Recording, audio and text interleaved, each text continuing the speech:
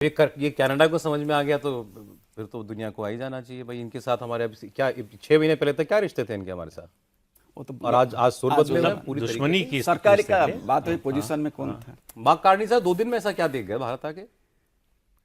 जो उनसे पहले जो सज्जन थे देखना नहीं चाहते थे, देख तो उनको भी रहा था, लेकिन एक जब अहंकार आदमी पर हावी हो जाता है तो फिर उसका विवेक जो है चला जाता है। तो जो सच्चाई है सामने वो उसको दिखाई नहीं देती, वो या देखकर इग्नोर करता है।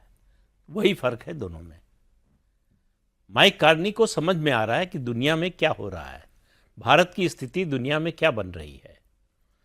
माइक कार्नी देख रहा है कि आखिर यूरोपियन यूनियन ने एफटीए क्यों किया हमारे साथ, अगर हम कुछ नहीं है तो इतनी क्या जल्दी थी, क्या व्यग्रता थी। 27 देशों का जो डेवलप्ड नेशंस हैं, उसमें वही वैक्सीन फार्मास्यूटिकल हम ही देते हैं, मेडिसिन हम ग्लोबल लीडर हैं। कोरोना के दौरान पूरी दुनिया ने देखा, सबको वैक्सीन हमने दिया, वैक्सीन मैत्री गरीब देशों को मुफ्त में दिया। ये अमेरिका और जो है यूरोप नहीं कर पाए, कोई भी नहीं कर पाया। तो जो स्थिति भाई डेवलप्ड नेशन है उनके यहाँ हेल्थ फैसिलिटीज क्या हैं, हमारा तो कुछ नहीं है। सड़कों पर लाशें पड़ी थी कोरोना में, और हमारी स्थिति क्या थी 140 करोड़ के देश में। जिस तरह से देश संकट में उठा कोरोना, वो कोरोना ने देखा। छोटा से छोटा आदमी, चाहे एम्बुलेंस चलाने वाला ड्राइवर हो, अपनी जान जोखिम में डालकर, कितने ऐसे दृश्य हम लोगों ने देखे कि एक नर्स जो है 3 दिन 7 दिन 10 दिन से हॉस्पिटल में है, उसका 1 साल का बच्चा जो है उसको देखा नहीं है, सड़क के पार से उसका पति दिखा रहा है। ये दृश्य जो है इस रेजिलियंस बताता है इस देश के लोगों। सर वो तो आप तो फिर भी 5 साल पुरानी बात कर रहे हैं। अभी जो स्टेटमेंट आया है अमेरिका का कि हम इजराइल से अपने नागरिकों को नहीं निकाल सकते और अपनी सुरक्षा की अपनी सुरक्षा के लिए आप खुद जिम्मेदार हैं।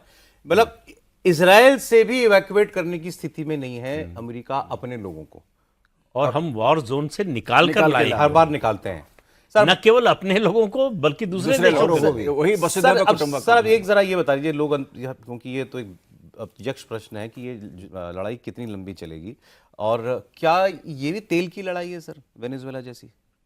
हाँ, ट्रंप के लिए बिल्कुल तेल की लड़ाई है। तेल की लड़ाई में भी इसको मैं थोड़ा सा सामरिक तौर पे बताऊं कि बड़ी इंपॉर्टेंट चीज़ क्या है कि अमेरिका नहीं चाहता कि तेल का व्यापार डॉलर के अलावा किसी और करेंसी में हो। वेनेजुएला ने चीन को दूसरी करेंसी में देना शुरू किया, वहाँ हमला हुआ। ईरान चीन को दूसरी करेंसी में दे रहा है, युआन में दे रहा है, वो उसको अमेरिका को रास नहीं आ रहा है, क्योंकि उन्हें पता है कि डॉलर का वर्चस्व खत्म हुआ तो अमेरिका की बादशाहत खत्म हो जाएगी। तो ये मेन कारण है। दूसरा सवाल जो आपने पूछा कि ये कब तक चलेगी, तो कब तक चलेगा, सीधी सी कहानी है कि दोनों के पास एमुनिशन अनलिमिटेड नहीं है। सही, इंटेंसिटी लड़ाई की कम होगी, इतना आसान नहीं है, रिजीम चेंज नहीं होगा ईरान के अंदर, ऐसा मेरा मानना है। और अमेरिका कुछ और फायरिंग करता रहेगा, लेकिन ईरान का भी जो एमुनिशन है वो कम होगा। ईरान कन्वेंशनल लड़ाई से एसिमेट्रिक लड़ाई में आ जाएगा, जैसे जो इनका हमस और हिजबुल्ला हर 2-2 दिन में 2-4 रॉकेट मार दिए और परेशान हो गया, तो वही वो इनके अमेरिकी जितने बेस हैं उनको जीने नहीं देंगे। वो इंटेंसिटी कम हो जाएगी, लेकिन खिंचेगा अभी। हाँ, खिंचेगा। और एसिमेट्रिक जो है लड़ाई है वो लड़ाई शुरू हो जाएगी। आप दोनों की परमिशन से एक शुद्ध पॉलिटिकल बात कर लूं। बिल्कुल प्योर पॉलिटिकल बात। बिहार की खबर, क्योंकि देखिए अभी कल ये बड़ी खबर बन जाएगी।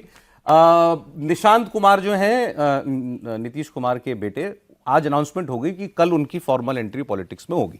किस पार्टी में आएंगे अभी तो आगे क्या कैसे आएंगे ये पता लगेगा। आज जेडीयू की विधायक दल की बैठक थी और वहां नीतीश कुमार भी थे। वहां उन्होंने भी कहा कि हम सब देखते रहेंगे, ऐसा नहीं मानिएगा कि हम दिल्ली चले गए तो हम कुछ देख नहीं रहे हैं, हम सब कामकाज देखते रहेंगे। और बेटे के लिए बता दिया गया है कि बेटे जी जो है कल राजनीति में आ जाएंगे। सर तो ये खबर यहाँ तक पहुँच गई है, अभी आगे बढ़ने वाली वो खबर तो तय है कहाँ तक जाएगी।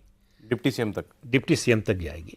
नीतीश जी राज्यसभा में जाएंगे और उनकी जो विधान परिषद की सीट खाली होगी उस पर उनके बेटे जी आ जाएंगे, तो हाउस में भी पहुंच जाएंगे, डिप्टी सीएम भी बन जाएंगे। ये बेसिकली जेडीयू को बचाने के लिए ज़्यादा किया गया, जेडीयू पार्टी के रूप में सरवाइव करे। अगर नीतीश कुमार छोड़ देते और उनका बेटा ना आता, जेडीयू का कोई दूसरा नेता होता, तो जूते में दाल बढ़ती, आप मानकर चलिए। वो उस तरह का दृश्य हो, क्योंकि कोई किसी को मानने को क्यों तैयार होता? किसी के पास वोट दिलाने की क्षमता नहीं है। पार्लियामेंट्री डेमोक्रेसी में नेता वही है, ताकत उसी के पास है जो वोट दिला सकता है। जेडीयू में नीतीश कुमार के अलावा ऐसी ताकत किसी के पास नहीं है, तो इसलिए कोई किसी की सुनेगा नहीं।